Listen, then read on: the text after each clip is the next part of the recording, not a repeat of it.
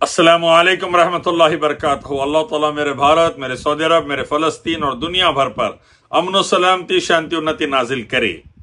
तमाम इंसानों को एक बात अच्छे से समझना चाहिए, हम सबका रब, मालिक, ईश्वर, गॉड, अल्लाह एक है। उसी ने हर चीज को पैदा किया, उसी ने इंसानों को एक माँ बाप से पैदा किया और तमाम को सामान्य एक स्टेटस पर पैदा किया और फितरत दीन पर, दीन इस्लाम और दीन फितरत पर पैदा किया। और जो नेकी करेगा, अच्छे काम करेगा, डरेगा रब से, उसी के रास्ते पे चलेगा, वो उसके सबसे करीब रहेगा। कर्म, एक्शन, इंटेंशन, नीयत सही तो वो सबसे करीब रहेगा रब के।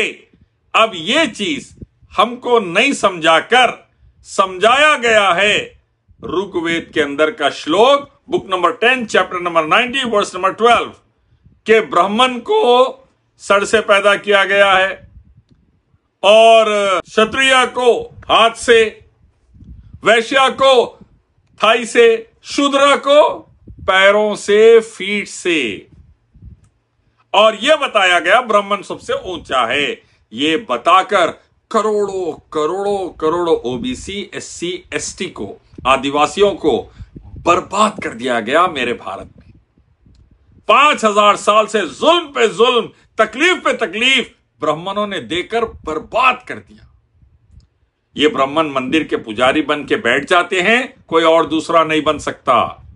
तमाम धार्मिक काम यही कराते हैं, कोई दूसरा नहीं करा सकता। शादी हो, बच्चा पैदा होने पे मुंडन हो या मरने के ऊपर अंतिम संस्कार हो, सिर्फ ब्राह्मण करा सकता। पूरे त्योहारों को ब्राह्मण लीड कर सकता, दूसरा नहीं। अरबों खरबों रुपए डोनेशन में जमा कर कर खुद अपनी लाइफ खूब बना लेता है, जमीना खरीद लेता है, कारोबार कर लेता है, खरबों रुपए बाहर भेज देता है स्विस बैंक में। देश को, देशवासियों को गरीब और बर्बाद करके रखता है।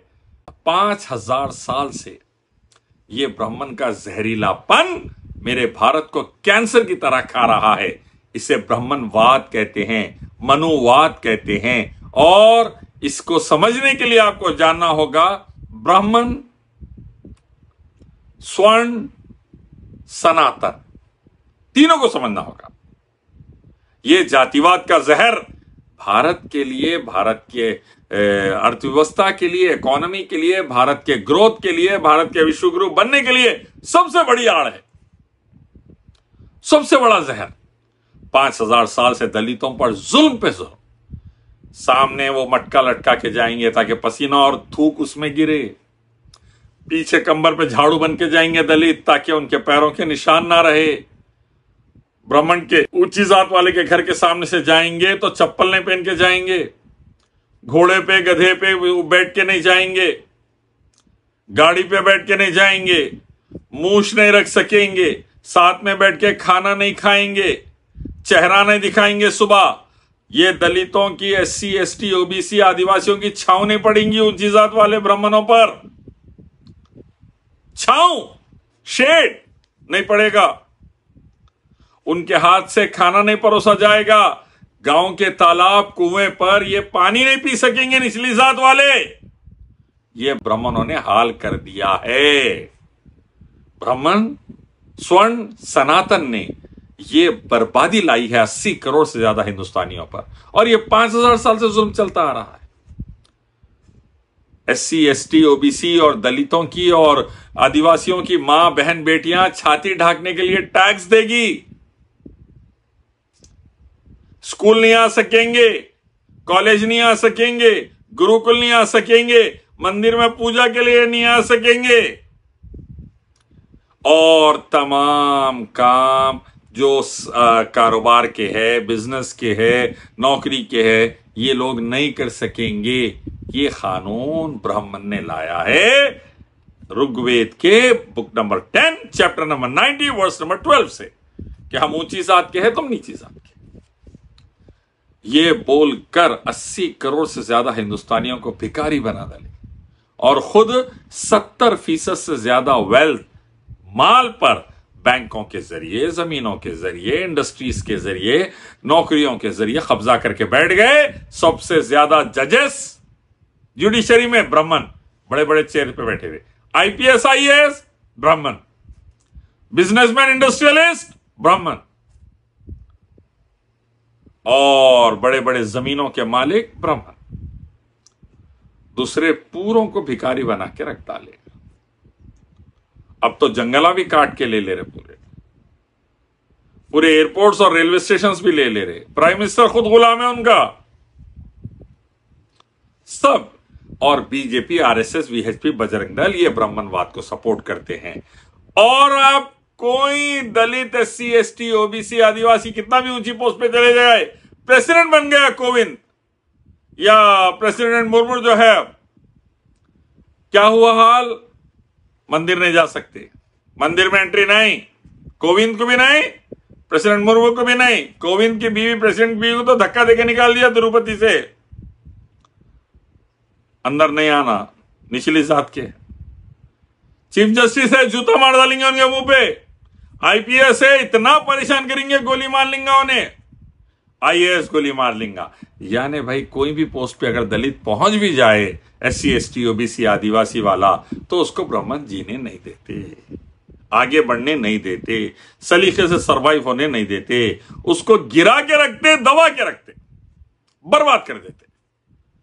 इस चीज को खत्म करे थे मुसलमान इस्लाम की बरकत से, क्योंकि इस्लाम में जातिवाद नहीं है, नस्ल परस्ती, रंग परस्ती, पैदाइश के ऊपर अलग अलग जातियां नहीं। इस्लाम में मुसलमान है।